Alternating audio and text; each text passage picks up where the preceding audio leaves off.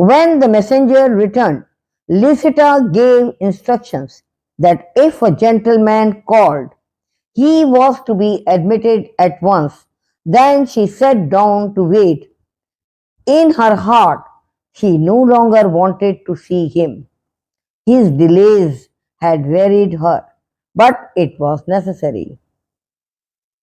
With a sigh, she arranged herself prettily on a chair. Then, when she heard a man's step on the stairs, she jumped up and ran and hid herself behind the curtains in a fit of shyness. She had not seen Henchard since they had both been in Jersey. She could hear the servant showing the visitor into the room, shutting the door and leaving as if to go and look for her mistress. Lucetta flung back the curtain with a nervous greeting. The man before her was not Henchard. He was years younger than the Mayor of Casterbridge, fair, fresh, and handsome. Though rather thin, Lucetta blushed and said, "Oh, I made a mistake." The visitor apologized too. "I came to see Miss Henchard and was brought up here," he explained. "I must have come to the wrong house," he went on nervously. "Oh, no, sir, sit down," replied Lucetta kindly, recovering from her own embarrassment. "Miss Henchard will be here very soon." Now this was not quite true, but there was something about the young man that Lucetta found most attractive. He hesitated, looked at a chair, though there was no danger in waiting, and sat down. Farfrae's sudden entry was simply the result of Henchard's permission to him to see Elizabeth Jane if he wanted to. His business was going so well that he thought he could now marry, and of course Elizabeth Jane would be the best possible choice. Apart from the fact that he liked her, it should mean he could restore his former friendship with Henchard. "The marketplace is very busy today," Lucetta said, as they both looked out over the street. A little way off they could see an old man and his son. They were looking for work. A farmer said he would take them. His farm was 35 miles beyond Casterbridge. But the son had a girlfriend, and she stood there, waiting with a pale face to see if a young man would take this new work so far away. "I'm sorry to leave you, Nellie," said the young man with emotion. "But you see, I must. We will soon have no work if I don't. It's only 35 miles. The girl's lips trembled. 35 miles, she murmured. "I shall never see you again." And she turned away, weeping. The farmer said he would give them half an hour to make up their minds. Lucetta's eyes, full of tears, met Farfrae's. "It is very hard," she said with strong feelings. "Lovers ought not to be parted like that. Oh, if I had my wish, I'd let people live and love as they wished." "Maybe I can do something about this," said Farfrae gently. "I will see if they will work for me." "Oh, you are so good," she cried, delighted. "Go and tell them and let me know if you succeed." Farfrae went out and she saw him speak to the group. They all looked much happier and it was soon settled. Farfrae returned immediately. "That was kind-hearted of you indeed," said Lucetta. "For my part, I have decided that all my servants shall have lovers if they want them. Please say the same. Farfrey looked more serious, shaking his head. I must be a little stricter than that, he said. Why? Ah, well, I cannot explain. I don't know how to talk to ladies, said Donald regretfully. I try to be nice to people. No more. Farfrey looked out of the window again. Two farmers met and shook hands, and being quite near the window, their remarks could be heard quite clearly. Have you seen young Mr. Farfrey this morning? Asked one. He promised to meet me here at 12, but I can't see him anywhere.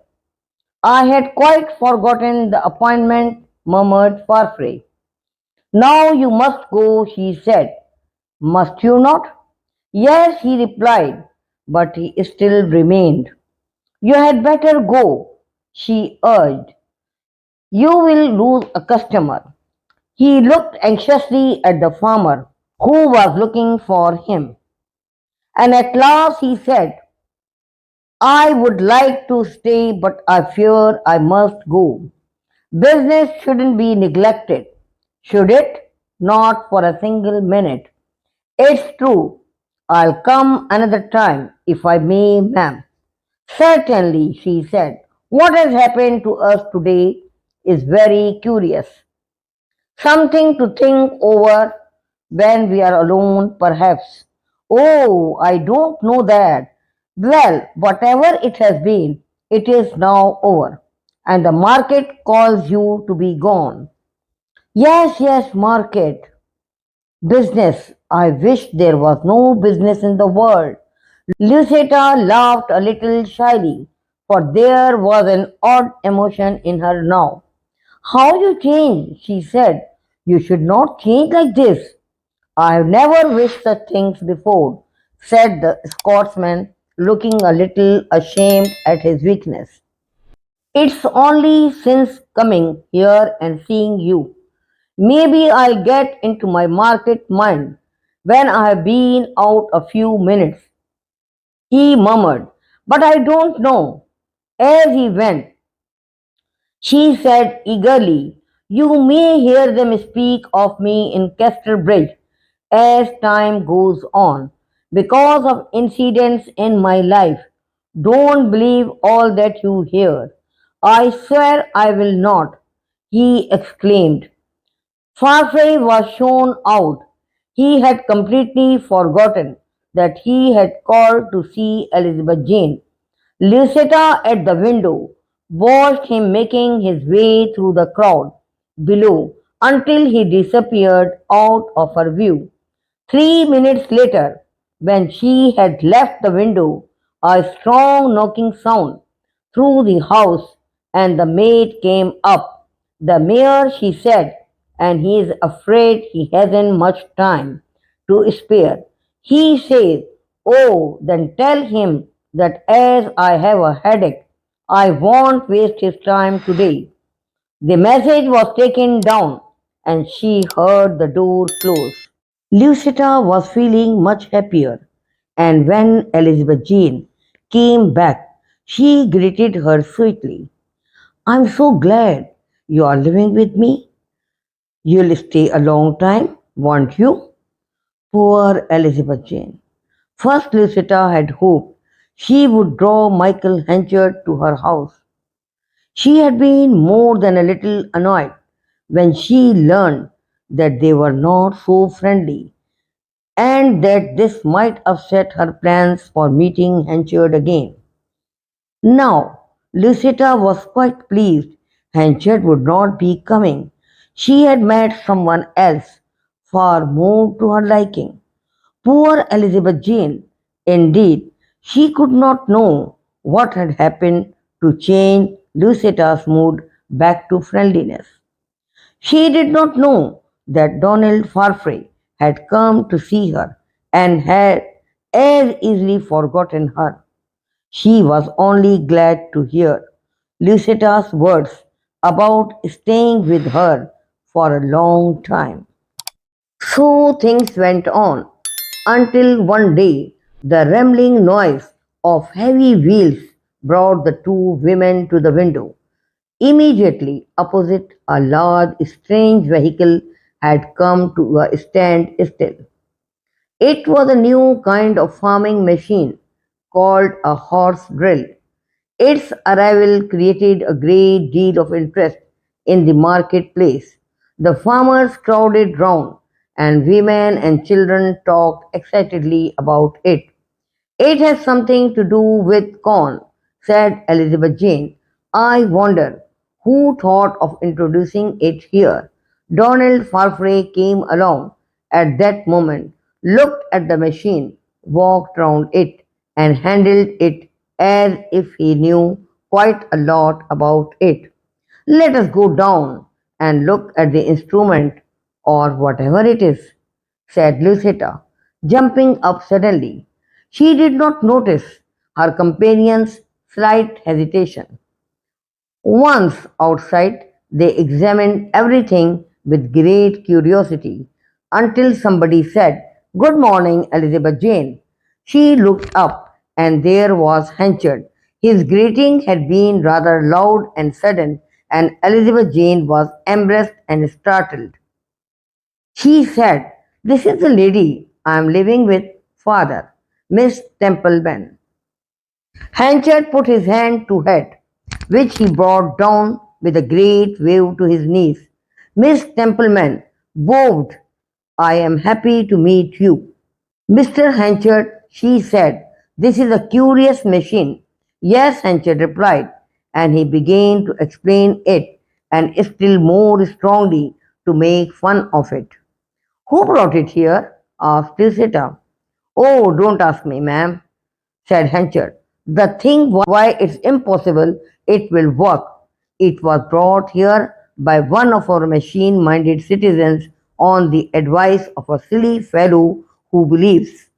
Then he saw that Elizabeth Jane was listening, and he stopped, probably thinking that things might be going well between her and Farfrae. He turned to go away. Then something seemed to occur, which Elizabeth Jane could hardly believe. A murmur seemed to come from Henchard's lips, and she thought she heard the words, You refuse to see me, spoken rather angrily to Lucetta. Elizabeth Jane could not understand at all. Could her father really have been speaking to Lucetta? Lucetta had remained silent. Then all thought of the words vanished, as she heard a Scottish voice coming from the other side of the machine. Hanchard had by this time disappeared into the crowd. Lucetta was the first to speak when they saw Farfrae. We are looking at the wonderful new drill, but it will not work and is a stupid thing. Is it not? She said on the strength of Hanchard's information. Stupid? Oh no, said Farfrae. It will completely alter farming methods around here. No more walking across the fields and flinging seeds about all over the place. Each grain will go exactly where it should, and there will be no waste. Is the machine yours? Lucetta asked Farfrae. Oh no, madam, he said, becoming embarrassed and awkward at the sound of her voice. Though with Elizabeth Jane he was quite at ease. No, no, I only recommended that we should get it. In the silence which followed, Farfrae seemed to have forgotten about Elizabeth Jane entirely and to have eyes and thoughts for Lucetta alone. Lucetta, seeing this and that his moods were mixed between his business and his romantic nature, said gaily to him, Well, don't stop looking at the machine just because of us, and went indoors with her companion.